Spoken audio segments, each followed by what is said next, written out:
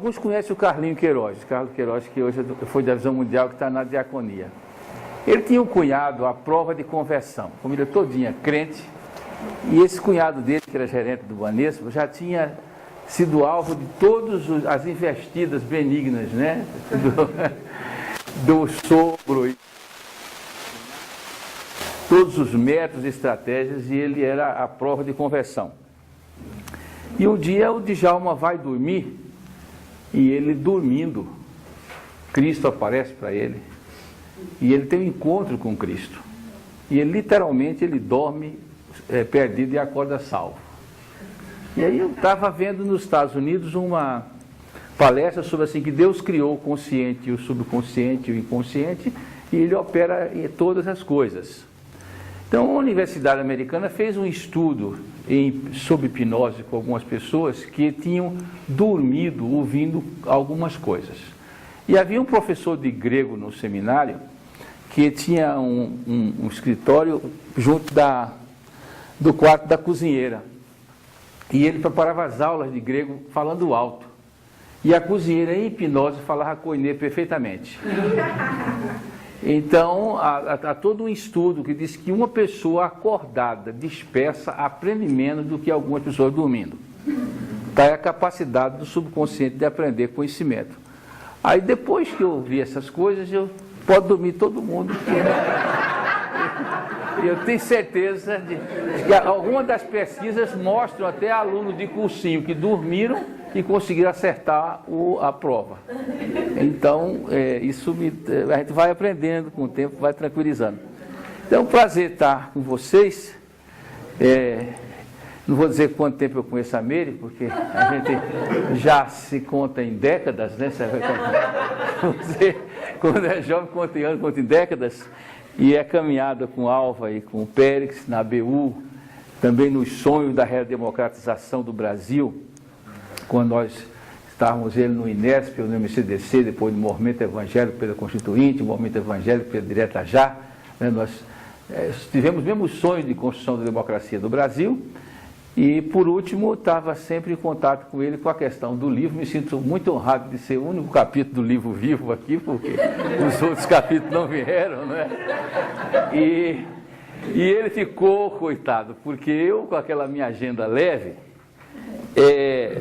tinha que parar para fazer alguma coisa séria. E ele ficava cobrando, o prazo estourou e abriu o prazo de novo.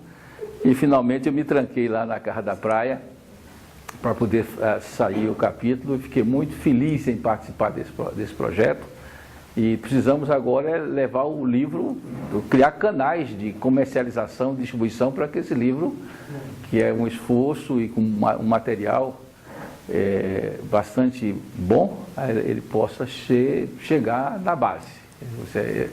Como eu trabalhei há muito tempo na universidade, a frustração de você ter pessoas que fazem dissertações, teses, monografias excelentes, e o único destino é a banca e a gaveta, quando você devia ter uma política mais agressiva de editorialização do saber que está sendo produzido, né, por aí. Então, estou muito alegre de estar com vocês. Esse ano tem sido um ano abençoado, de encontro chegando praticamente agora do 6º Congresso Brasileiro de Missões, que foi lá em Caldas Novas. Foi um tempo muito bom, muito abençoado. Eu fui em casa trocar de roupa e lavar a roupa e vim para cá. E a minha esposa, ela trabalhou com a Visão Mundial há 7 anos e ela tem alguns dons. Um dom é de ficar sem reclamar, porque qualquer esposa ou esposo de obreiro itinerante, né, que está sempre rodando o mundo, se você tem... quando eu comecei minha carreira na BU, a gente tinha um obreiro aqui em São Paulo, que era muito bom com o trabalho secundarista, brilhante, mas a sua esposa não lhe dava respaldo. Ele viajava sob estresse. Viajou, o menino quebrava uma perna, viajou, outro quebrou um braço, e assim a sogra adoeceu, o sogro quebrou o nariz, ele vivia estressado. Aí finalmente vai parar de viajar, vai tomar só conta dos colégios da Grande BH, e a mulher disse: "Você não sai junto da minha mãe". Aí foi complicado. Então, um missionário itinerante que casa com uma pessoa que tem o dom de ficar, quer dizer, não no sentido popular de hoje, mas embora que é bem-vindo também, mas no sentido de ter um suporte. Isso é fundamental. E outro dom que a minha esposa também tem é o dom de fazer mala. Não é que eu seja uma, mas... minha esposa, nós vamos casar há 42 anos. Pois imaginar quantas vezes ela fez minha mala. Então ela faz só 3 perguntas e monta a mala em 10 minutos. Nós temos uma coleção. Ontem ela tentou na pequenininha, disse, não vai dar que levar alguma coisa mais grossa para o frio.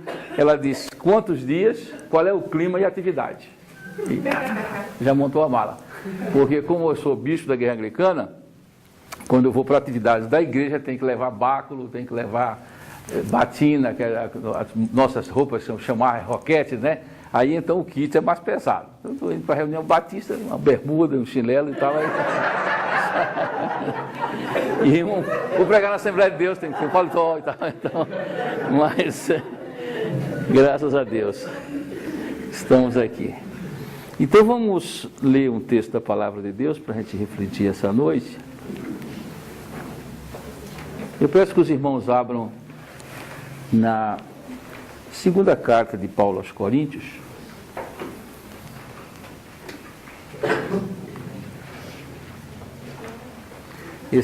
Essa carta aos Coríntios tem uma história interessante. Alguns de vocês assistiram o filme com Burt Lancaster entre a cruz e o pecado, né? Não, o pecado. E é uma história de um sujeito que se fazia de pregador. E aí ele está pregando, e eu vi o filme no cinema, e depois ele foi dublado para a televisão. E aí, quando ele dizia, porque Paulo escrevendo aos Coríntios, o dublador em São Paulo dublou. Quando Paulo escrevendo aos Corintianos, Corinthians, né? Corintianos. Então, ficou para a televisão, Paulo escrevendo aos Corintianos. Então... Vamos aqui, Paulo, a segunda carta aos Coríntios, capítulo 5, verso 17 até 6:1.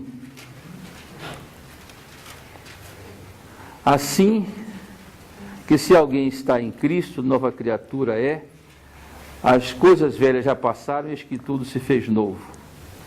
E tudo isso provém de Deus, que nos reconciliou consigo mesmo por Jesus Cristo e nos deu o ministério da reconciliação. Isso é, Deus estava em Cristo reconciliando consigo o mundo, não lhes imputando os seus pecados, e pôs em nós a palavra da reconciliação. De sorte que somos embaixadores da parte de Cristo, como se Deus por nós rogasse. Rogamos-vos, pois, da parte de Cristo, que vos reconcilieis com Deus. Aquele que não conheceu o pecado, fez pecado por nós, para que nele fôssemos feitos justiça de Deus. E nós, cooperando também com ele, vos exortamos a que não recebais a graça de Deus em vão. Nós somos seres fracos, por natureza, somos frágeis e, inclusive, na nossa fé, nós precisamos sempre ter essa fé reaquecida, reanimada. Os embates da vida, eles tendem a nos desanimar, a nos esvaziar a alma, né? Desanimar.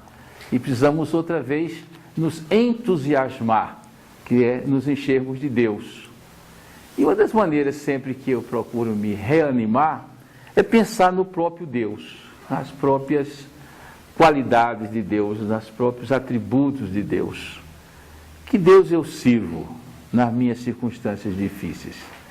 Eu sirvo um Deus poderoso, um Deus que sabe todas as coisas, um Deus que está presente em todos os lugares, em todas as circunstâncias, um Deus que conhece de tudo, e um Deus que tudo pode. Então essa consciência dos atributos de um Deus que tudo pode, tudo sabe, tudo conhece, está presente em todas as situações, é confortadora, porque esse Deus que é capaz de agir. Nós não cremos apenas num conceito vago, distante, mas num ser que interage, que comunica, que caminha conosco. Um Deus que é Senhor, né? Senhor desde o cosmos, Senhor das nações, Senhor da igreja, Senhor da nossa vida, Senhor das circunstâncias. Mesmo quando nós não entendemos, eu prefiro pela fé crer no mistério de um Deus diante de todas as circunstâncias do que tentar como alguns colegas recentemente estão fazendo com o deísmo aberto, de extrair Deus das circunstâncias que nós, nas nossas limitações, não conseguimos entender. Deus é Senhor de tudo. E se Ele tem aqueles atributos de poder que eu falei, também Ele tem atributos de sentimento, porque Deus é amor, não é? Deus é misericórdia, Deus é justiça, Deus é verdade e, finalmente, Deus é vida. A partir dessa concepção desse Deus, é que nós percebemos que Deus, Ele é providente. Às vezes nós reclamamos da ação pública que não estão tomando providência para tapar o buraco dessa rua, não é? Ou com a insegurança do nosso bairro. Então, o que é a providência de Deus? É a capacidade dele agir, é a capacidade dele intervir, é a capacidade dele dar resposta